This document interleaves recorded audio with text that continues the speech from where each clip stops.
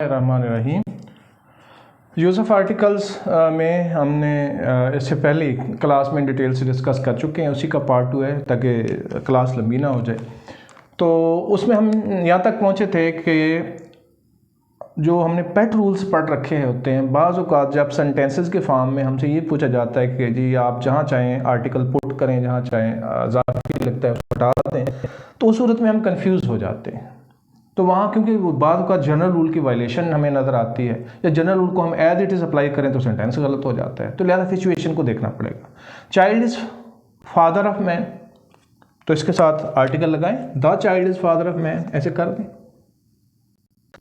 कोई बच्चा होगा जो कि इंग्लिश का मुहावरा है कि जैसे कहा जाता है कि हमारी जो आने वाली नस्ल है वो बेसिकली अगली नस्ल की माँ बाप है, ये कहने की कोशिश की जा रही होती है जी। तो लिहाजा इसमें चाइल्ड इस्तेमाल होता है, यहाँ पे आर्टिकल यहाँ पे यूज़ नहीं होता। Child is the father of man, ठीक है, अगली नस्ल का बच्चा जो है वो बाप है। तो लिहाजा correct sentence the man is मॉर्टल, हमने मेरे साथ आर्टिकल दिया है तो यहाँ पे उसके बाद जनरलिटी की हो रही है। एक आदमी मॉर्टल नहीं है, ठीक है, सारी मॉर्टल है, एक जनरल सी बात है, तमाम इंसानों पर अप्लाई हो रही है। तो जहाँ जनरलिटी होगी वहाँ पे पर्टिकुलरिटी का सिंबल जो कि दा है वो नहीं लगाया जाएगा, आर्टिकल यहाँ पे नहीं लगेगा। लिहाजा मैन इज़ मॉर्टल, ये करेक्ट होगा। इसको हमने इस तरीके से करेक्ट कर लेना है। The rice is grown in Gujranwala, Gujranwala में चावल काश्त किए जाते हैं, चावल की फसल बड़ी। गुजरांवाला, नारोवाल, सियालकोट, ये तीनों अजला जो है बड़े मशहूर हैं चावल की काश्त के लिए।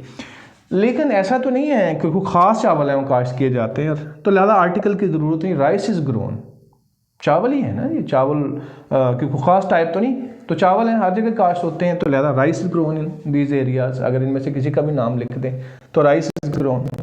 द राइस, अब जहाँ rice the rice which I am eating are tasty, वो चावल जो अभी मैं खा रहा हूँ, यानी प्लेट चावलों की मेरे सामने पड़ी हुई है और मैं खा रहा हूँ और वो टेस्टी हैं, तो वो पर्टिकुलर हैं जो मेरे सामने पड़े हुए हैं, ठीक है। तो उनकी तरफ इशारा देने के लिए यहाँ पे ठीक है, ये करेक्ट है। देखें, एक जगह राइस के साथ आप दा हटा रहे हैं, दूसरी जगह राइस के साथ आप दा लगा रहे हैं। This is according the situation of the sentence. Sentence demand आपसे क्या कर रहा है, इससे आपने देखना है। जनरल रूल्स जब आप देख लेते हैं तो आप सामने रखें, और डिमांड नहीं किया जा रहा तो उसके मुताबिक आप लगाएं इसको। द काउ गिव्स मिल्क, गाय जो है वो दूध देती है, या काउ गिव्स मिल्क, गाय दूध देती है। तो यहाँ दा ठीक है, क्यों ठीक है, इस लिहाज से जब आपसे जब भी कहा जाता है कि जी, जब अब छोटी क्लास में तो कहा जाता था कि जनाब आप ना ऐसे करें, काउ पे ऐसे लिखें, द काउ पे ऐसे लिखें, ऐसे कहा जाता था ना, द काउ पे ऐसे लिखें, द डॉग पे लिखें, ऐसे होता था।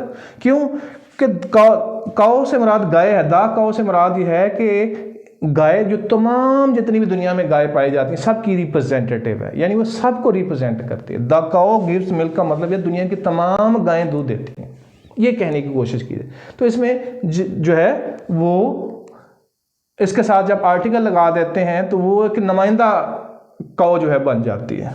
वैसे काउ गिव्स मिल्क ठीक है, गाय दूध देते, जब नुमाइंदे की बात नहीं है तो बस ठीक है, इट्स ओके।